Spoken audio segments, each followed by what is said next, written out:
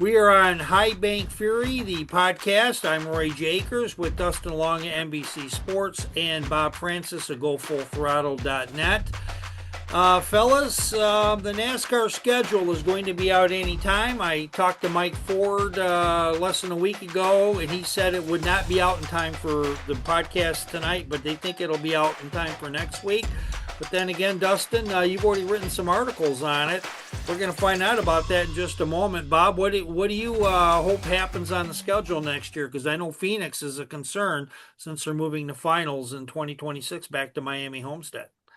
Well, I think the crowd seats sold, butts in seats at Phoenix is going to keep them on the schedule. We may see the date shift a little bit, but in the spring, at the beginning of the season, and in the fall, we need good weather to make sure that weather doesn't interrupt races. So I'm confident Phoenix is going to stay on the schedule, although the date may shift a little bit. I think the storyline we're watching is really excited about this new street course being added on the naval base in San Diego coming up on the 26th schedule. Concerns in the Go Full Throttle community is we've had a seat at the table and have been in the media center every year when NASCAR has raced at COTA. So with a lot of this gnashing of teeth about how many road courses there are, our fan base and our followers are hoping that there's no change with COTA on the schedule. Folks really seem to enjoy that, and the drivers do as well.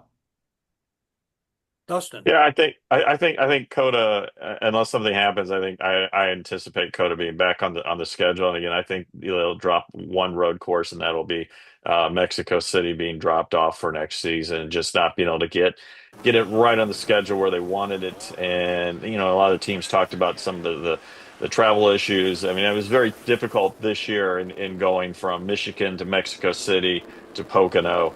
And I think originally when they put the schedule out last year, they were looking at that going from Michigan to like Montreal to Pocono, and it didn't work out. And so, putting Mexico in to kind of change things up, because you would have had a Michigan, Montreal, Pocono. That's a lot easier travel than what the teams had to go through. And the teams talked about, hey, either give us a weekend off, either before we go to Mexico or or when we come back, after we come back from Mexico. And yeah, I don't, it just couldn't get worked out. And obviously they couldn't run the same time in June because next year at that time is the World Cup. Mexico City will be hosting games.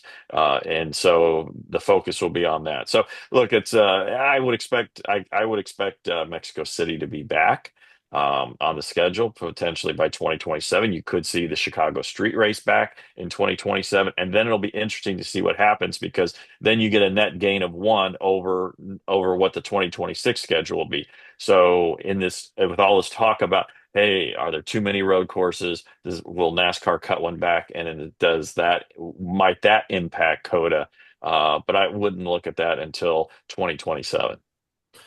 And what we'd like to do on the other side of our break is that we would like to ask Dustin and Bob a few questions on things the schedule that we know so far. Are there any tracks that are vulnerable? So we kind of touched on that a moment ago. And a couple of other things. Also, I have a snippet as we come back from the break from the Happy Hour podcast with Kevin Harvick as he talked to Marcus Smith, and he talked about NASCAR looking at destination racing, but they're also looking at the old tracks. So NASCAR but don't know who to root for? Toyota's got you covered. This guy went from dirt tracks to cup cars. This new kid is all gas, no brakes. And him, just a 3-time Daytona winner, no big deal. That's just a taste of our team of legends. Now you're up to speed. You in? This is Roy J. Akers for the High Bank Fury podcast. We are found multiple times weekly where we talk to NASCAR drivers, cover stories, and those that shape the sport. This is not just another podcast. We get exclusive content, talk fantasy NASCAR racing, and spill the news before other media outlets drop their take. We are on all podcast channels, the YouTube channel, and can be found on skyviewsports.net. Check out High Bank Fury, the podcast, today. Well, we took a little snippet, about a 30-second one, from the Happy Hour podcast with Kevin Harvick and Marcus Smith. And they are guys that are in the know, but you're also in the know, gentlemen. To possibly put a racetrack in Myrtle Beach. And, a racetracks and destination markets it's really helpful. Yeah. Think about Las Vegas, Sonoma. You've got these destinations that people want to go to anyway. So having a racetrack in a place like, Myrtle Beach, that's a big, Yeah. that would be a really cool. Was he thing trying to see. buy the actual Myrtle Beach racetrack? Or just somewhere else? Probably, yeah. What do you know so far about the NASCAR schedule besides the 4 or 5 dates that have been announced? Is there anything else that we're expecting to hear, Dustin? I think most of the stuff that we've heard, I'm not expecting too many more big changes other than what we've heard. I think it's looking at what are we going to see down the road, and I think since you mentioned Marcus Smith, Speedway Motorsports, one of the tracks they own is North Wilkesboro. Obviously, a lot of talk from some fans and competitors about, hey, after the All-Star race, let's make North Wilkesboro a points race. I think that's still going to be an All-Star race next year. But is the momentum build for it to become a points race maybe in 2027 or 2028, sometime in the future? So I look at, further beyond, and, like obviously next year we know the Clash will be at Bowman Gray to kick off the 2026 season. But what happens in 2027? NASCAR's talked about this interest in Brazil or international races. If you're going to do something like that, maybe you move the Clash to someplace internationally, do it, and you can make it the Clash as an international race because there's all the time off beforehand. That allows the teams more time to get that travel. And you have, after the Clash, you have a weekend off, and then you go into the Daytona 500. At least that's the way it's been traditionally. So it'd be a week off before, a weekend off after for such a long trip, whether it's Brazil or someplace else. But obviously, you're going to be doing it in late January, early February. It's going to need to be some sort of warm weather climate. Bob. Yeah, I'm looking at the San Diego race that was announced, and I'm looking at all of the media and production and promotion that's already got into that, with a lot of really slick videos being created with the military. That's part of the America 250 celebration, so that makes total sense this year. But what about the following year? The Southern California market is an important market for NASCAR. So I think part of the solidity of this year is great. There's still questions around Fontana. Is that completely now off the table? They're going to sell the property, or this idea of a Bristol type short track being built on that site. The evidence would not suggest that's happening, or not anytime soon. So that means, is the San Diego event on the naval base successful? And then does that get a 3-year, whether it's that same course or somewhere else in Southern California, but is there a 3-year sort of period like we had with the Chicago street race? I think that focus on Southern California and the fan base, and having a race, it's a long drive to Las Vegas, it's a long drive to Phoenix. Let's get something ongoing in Southern California is what I'm hearing, Roy. I'd like us maybe to give 30 seconds each on kind of the debate that we have between NASCAR looking to go to new markets. You heard Marcus Smith. He says, we need destination locations. This is something that NASCAR is fiddle with. But in the same second, in the same little blip that he had, he also talked about North Wilkesboro being nothing more than tumbleweeds a couple of years ago. And they've got that. They got that track going. Obviously, we've already talked about that. So which way does NASCAR want to go? Do they want to go in both directions? Do they want new markets, destination markets? Do they want classic tracks to dust off the mothballs? I've talked a lot. What do you guys think on this? Give you each a minute, and then we're going to have our final topic of discussion. Well, I think that it's actually the best of both worlds, Roy. I think there is this program to appeal to the old school classic NASCAR fan who loves those old ovals and wants to see, they all watched Dale Jr.'s docu-series on restoring these old tracks. And so there's a lot of history and nostalgia. And I think that brings eyeballs, that brings excitement to see a Bowman Gray, to see a North Wilkesboro on the schedule. However, the fan base is aging. They're getting more and more gray like me.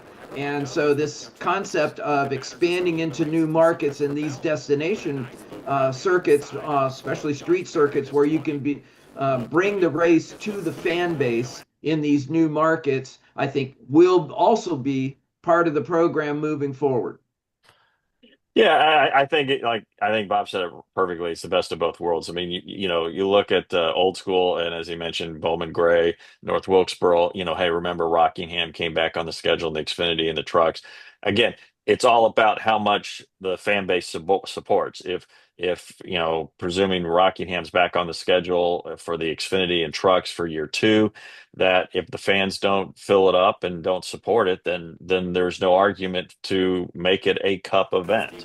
The fans have to support it, and it can't just be like, I want this, I want this, I want this. And then if it happens, not support it. So that's a key thing. Obviously, on the other side, NASCAR is going to look at destinations. They're going to basically, it's about events. You want to make races of events, and then you see this throughout all of sports. And I mean, look, just think about the baseball game at Bristol Motor Speedway between the Cincinnati Reds and the Atlanta Braves. That was just a normal regular season game. That if it had been, I think that was supposed to be a Cincinnati home game, we've been played in Cincinnati. You're talking, I don't know what, 25, 30,000 probably, or maybe a little more than that. Instead, they had 90,000 for that game. It was on national television, and there was so much promotion and build up to the event that you would not have for a regular season game. And again, NASCAR is doing the same thing. Chicago Street Race was an event, something that came in the middle of the summer when you typically don't have as many big events. San Diego is going to be an event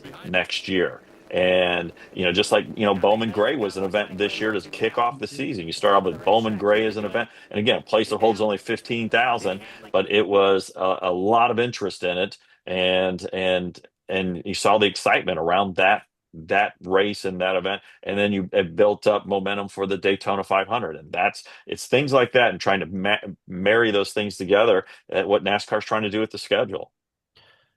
And our final topic we're going to get to in just a moment, as a reporter asked Michael McDowell a question, and he kind of took offense to it, but in a good way. He kind of set the reporter straight. We're going to have that for you on the other side of this 30. NASCAR but don't know who to root for? Toyota's got you covered. This guy went from dirt track to cup cars. This new kid is all gas, no brakes. And him, just a 3-time Daytona winner, no big deal. That's just a taste of our team of legends. Now you're up to speed. You in? This is Roy J. Akers for the High Bank Fury podcast.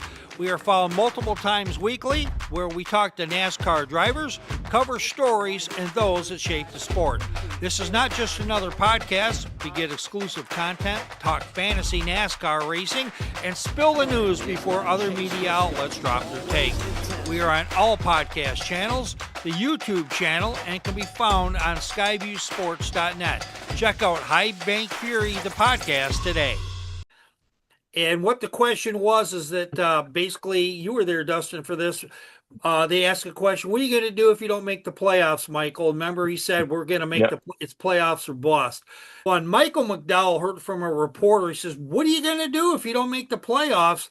And Michael McDowell was having none of it. Let's go right now to that question, and that was really the perfect answer. And I think Michael McDowell handled it in a very classy way. Let's take her away, Mike. Chris9catchfast.com. Hey, Michael, if you don't secure a win before the playoffs, what will you need to achieve, if anything, over the final 10 races to consider your year a successful one, Aspire? I can't think like that, Chris.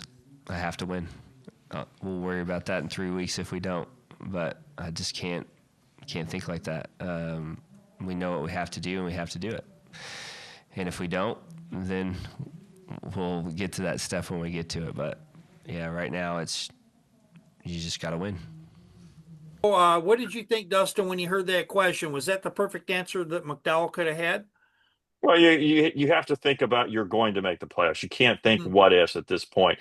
And especially for him at Watkins Glen, and you look at how good he's been at Daytona, obviously a Daytona 500 winner. So, yeah, if I'm him, I'm not thinking the what if. I'm thinking when I make the playoffs. So if somebody asks me what if, that's not even in my mindset. I'm not even addressing that. Bob, you feel the same? Yeah, spot on. Exactly right. past winner at Daytona, very good drafting racer. I know where he's focused. Yeah, for sure. I think all that was kind of an easy answer for all of us. But all these guys, we've only got about 3 or 4 guys that can point their way into this. I don't think anybody thinks Tyler Reddick isn't going to be there. He's up by 80 points out of the breakout spot. But it's going to be imagine how many RFK racers get in. It looks like Chris Boucher is going to go. He'll make it. It's not 100%, but it's pretty close. But fellas, it looks like Ryan Preece or Brad Keselowski, they're going to have to win it, and that's the only way it's going to happen for them. Any last comments on this before we wrap it up?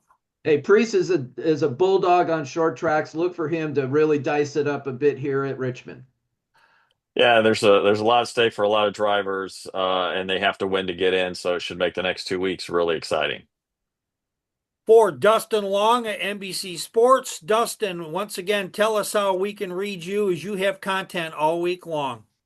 Yeah, at NBCSports.com/NASCAR, or go look on Facebook at the NASCAR and NBC Facebook page. And my Twitter handle's at Dustin Long. Bob Francis. You can find us at gofullthrottle.net and on X, Bob Full Throttle. And I'm Roy Jakers. You can find me on skyviewsports.net. These are our NASCAR insiders. These are some of the finest reporters in the business. And we all got websites. And we'll tell you what, we're going to be at the races, folks. So make sure you check us all out. And I want to thank you very much for coming on. Hopefully we'll talk to you in the next month or so. We're going to find out a whole lot more. I'm really interested in the schedule. I can tell you that right now. I'm finding out if that Chicago street race will put some butts in the seats if they go to Chicagoland next year or in the future, because there's some tracks that fell off. We hope to see them back. But that's a conversation for another time. Thank you, Dustin. Thank you, Bob. And we'll talk to you next time. Thank you, fellas.